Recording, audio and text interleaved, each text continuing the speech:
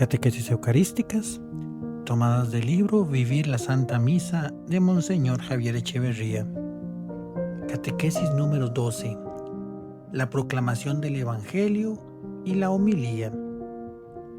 Este cuidado y veneración hemos de ponerlo más especialmente al oír el Evangelio. El Señor nos habla, no ya por boca de sus heraldos, los profetas ni los apóstoles, sino por medio de su Hijo, el Verbo hecho carne. Es el Rey mismo quien sale al encuentro de sus súbditos. El Evangelio es la boca de Cristo. Está sentado en el cielo, pero no deja de hablar en la tierra.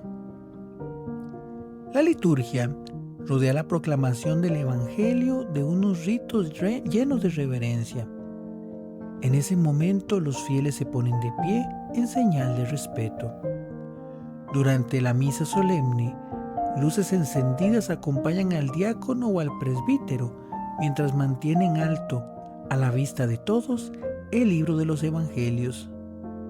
Antes, consciente de su indignidad, se inclina delante del altar para rezar el Munda Cor Meum, con una súplica en la que de nuevo pide al Señor que purifique su corazón y sus labios para anunciar dignamente su Evangelio.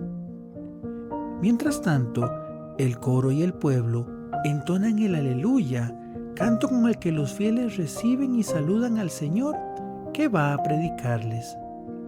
Se oye una aclamación alborozada que significa, en el fondo, una confesión de fe en la presencia de Cristo en la liturgia de la palabra. Todo en este momento invita a la exultación y a la alegría que se expresa con los gestos del cuerpo y con la delicadeza del alma, con las acciones y con la voz. Es fácil captar cómo la liturgia nos convoca entonces para que alabemos a Dios con todo nuestro ser. Una vez llegado el ambón, el ministro ordenado coloca allí el libro de los Evangelios. En las misas más solemnes lo inciensa con reverencia. La música calla y la asamblea de los fieles, reunida en la presencia del Señor, guarda silencio. El diácono o el presbítero eleva la voz para anunciar que Jesucristo está entre nosotros. Dominus vobiscum. Toca el libro con el dedo pulgar de la mano derecha, trazando una pequeña cruz, y luego se signa en la frente, en la boca y en el pecho, mientras notifica a los presentes que se dispone a proclamar el Evangelio de Jesucristo, fuerza de Dios para la salvación de todo el que cree, como escribe San Pablo. Estos gestos tienen un significado muy preciso.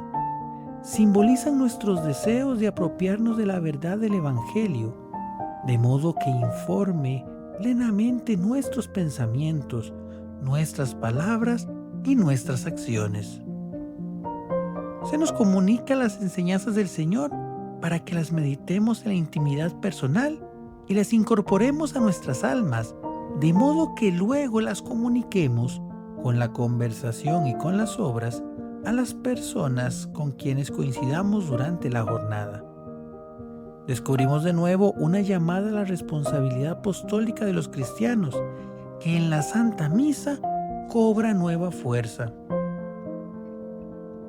Empeñémonos en profundizar en las lecturas de la misa, quizá reteniendo en la memoria alguna frase que pueda servirnos como alimento de la presencia de Dios a lo largo de la jornada.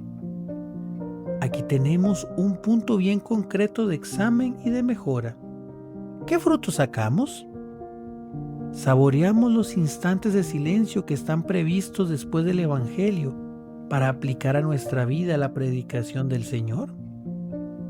El silencio que la liturgia prescribe después de la proclamación del Evangelio, o en su caso después de la homilía, tienen como fin interiorizar la palabra de Dios que ha sido proclamada, dejando actuar al Paráclito. En efecto, la presencia de Cristo en su palabra va siempre acompañada de la presencia del Espíritu Santo. Nadie puede decir Señor Jesús sino por el Espíritu Santo. Solo un alma que cultiva el silencio interior y procura callar los rumores provenientes del exterior o de nosotros mismos, se halla en condiciones de escuchar las sugerencias íntimas del Paráclito, de las que depende que nuestra respuesta al Evangelio sea realmente fructuosa. Resulta muy congruente la insistencia con que San José María invitaba a leer y meditar piadosamente el Evangelio y los demás libros inspirados también fuera de la misa. Estos minutos diarios de lectura del Nuevo Testamento que te aconsejé, metiéndome y participando en el contenido de cada escena como un protagonismo más, son para que encarnes, para que cumplas el Evangelio en tu vida y para hacerlo cumplir. En la homilía, el sacerdote explica y adapta a las circunstancias concretas de los fieles el contenido de la lectura. Por eso, es necesario que los presbíteros preparen adecuadamente esa predicación, pidiendo luces al Paráclito y esforzándose para atender y descubrir las necesidades de las personas para quienes ejerce su ministerio. Han de evitarse homilías genéricas o abstractas. En particular, escribe Benedicto XVI, pido a los ministros un esfuerzo para que la homilía ponga la palabra de Dios proclamada en estrecha relación con la celebración sacramental y con la vida de la comunidad, de modo que la palabra de Dios sea realmente sustento y vigor de la Iglesia. La homilía es siempre una explicación sencilla y vibrante, bien enraizada en los textos litúrgicos de algún aspecto del caminar cristiano. Sintamos los sacerdotes la urgencia de elaborar con cariño esa intervención, también cuando en ocasiones se reduzca a unas breves palabras. El Espíritu Santo desea servirse de esas consideraciones para penetrar con más profundidad en las almas de los oyentes. A propósito de esta atención que el cristiano debe prestar a la palabra revelada, resultan llenos de actualidad los comentarios de un sacerdote muy enamorado de Jesucristo.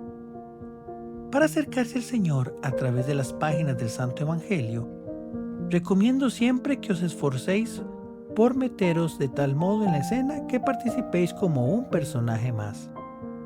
Primero te imaginas la escena o el misterio que te servirá para recogerte y meditar.